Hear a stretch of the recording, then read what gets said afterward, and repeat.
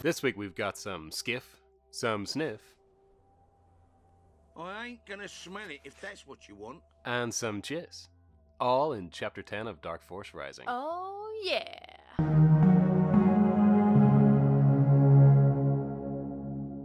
Yeah, using the boomer. What? He said don't have a boomer. Yeah, taking this one. Hello there, I'm Darren, I'm Kat. and welcome to The Real Sequels, the series of events that happened after Episode 6 in the books, novels, and sometimes comics in the expanded universe. This week we're opening with Chapter 10 of Dark Force Rising. Woo. So, Chapter 10 opens with Khabarakh bringing the ship down to his village. It is now complete darkness as the ship drifts towards a shadowy building on the planet's surface. Leia inquires of the Noghri if ships land here often, to which Khabarakh replies that it is not common, but is not unheard of for ships to land here, prompting Chewie and Leia to think that this will attract too much attention. As the ship comes into land, the shady building is revealed to be a large cylindrical building with a flat cone-shaped roof composed of massive wooden pillars. Khabarakh leaves and asks Leia and Chewie to stay on the ship, as he must first approach the Dukkha and declare out-clan visitors to the head of his family alone, but he assures them that they will be in no danger. Meanwhile on the ship, Chewie, Leia and 3PO are discussing their current situation. Chewie is suspicious of their host's intentions and walks off around the ship. However, 3PO interjects that he feels that Khabarakh is telling the truth as to what he is doing, as rituals like this are very common among pre-space flight cultures. Leia isn't so sure, as this isn't a pre-space flight culture. However, 3PO argues that their status may have only changed recently. Just then, Khabarakh returns and rushes Leia and 3PO to meet the Matriarch, with no time to spare. As they enter the dark, cylindrical room, Khabarakh and the Matriarch are speaking. Leia asks 3PO if he understands what they're saying. 3PO ascertains that their dialect is similar to an ancient trade language. At this, the Matriarch says Shava, which 3PO says means quiet. Leia, sensing the political arena now being opened, remembers her training of her youth at the Alderaan royal court. Oh, no, she didn't. She's about to kick some ass. I am here to kick some ass and chew some bubblegum, and I'm all out of gum. Leia decides to show strength, and feeling like her first words here are important, she says, "Is that any way to speak to the Mal Ari Ush?" To this, the Matriarch asks for proof that she is indeed the daughter of Vader. Leia holds out her hand, and the Matriarch sniffs it. If you smell... If you smell. Leia's hand smells. Sorry. The Matriarch says she greets Lady Vader, but she does not welcome her, as she's brought discord and poison among the Noghri.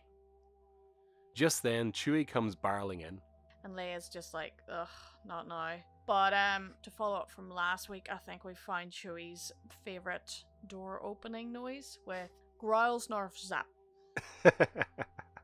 Like, that's a very good one. Oh yeah. If Chewie was a door, this is the noise he'd be. Yeah. So Chewie bursts through the door, announcing that the Imperials are there. Khabarakh begs the Matriarch to help, saying that he has swore them protection. After waiting for an extended moment, she agrees. Leia thinks for a second, searching her memory for all that she knew about the Imperial scanners, and says that they need to get somewhere warm to hide their body temperatures. The Matriarch agrees and shows them out to the bakehouse. They walk in expecting it to be a bakery. Turns out it's called a bakehouse because Seth Rogen, Snoop Dogg, and Rob Van Dam all hang out there. Blazing it. Just then, the two Landa shuttles touch down, Thrawn and the tech team ahead of him. Captain Pelion briefs the tech team while Thrawn, Rook, and Erkam stand together. Thrawn gestures towards the Noghri. "Dynast," he says, and Erkam bows and approaches the Dukkha. His place is taken by Rook at Thrawn's side, and they too approach. Thrawn was quite surprised that the Matriarch was able to get so many people here so quickly. He was expecting some onlookers to get a glimpse of their lord and master, but the old girl had turned out half the village. Thrawn takes the clan head seat, and the interrogation begins. Khabarakh steps forward, declaring how honoured he is, and his whole clan are, at the presence of Thrawn. And Thrawn's like, hey, shut up.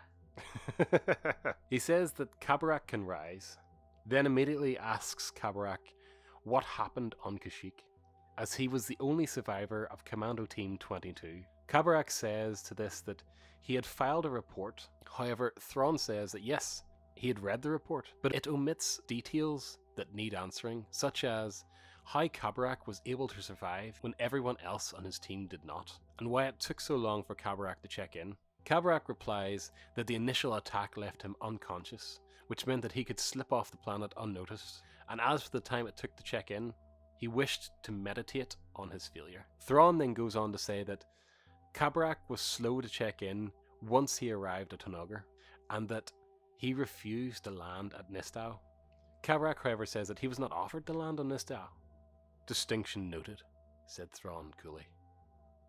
Khabarakh explains that he wanted to land in his hometown to personally apologise for his failures to the Matriarch. At this point, the Matriarch chimes in with the agreement and said that this had started. Just then, the doors of the Duca burst open. Was this a saloon?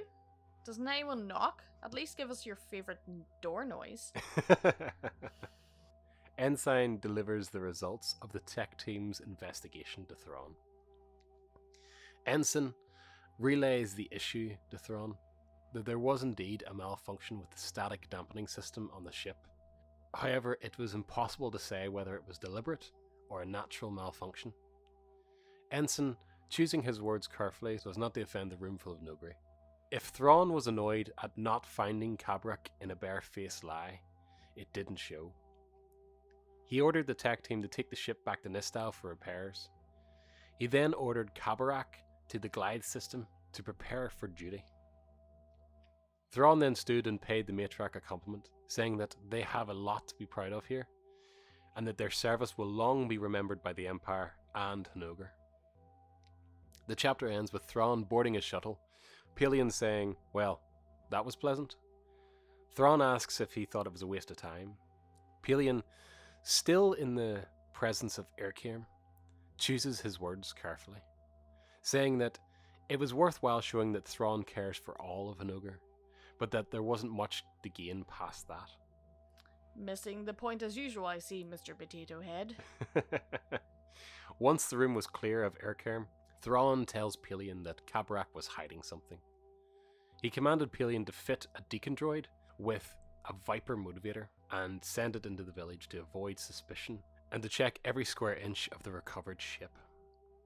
He then says, "This is the calm before the storm, and until it is ready, they must make sure that their illustrious Jedi Master is willing to help them, which means getting Organa-Solo, and if Thrawn's presence is what the Noghri need to inspire them, then he is willing to wait as long as it takes." Yeah, that was a good chapter. It was a good chapter, yeah. Yeah, a lot going on. It's cool to kind of see the background of the Noghri culture, and kind of, it's like very reflective of Wookiee culture.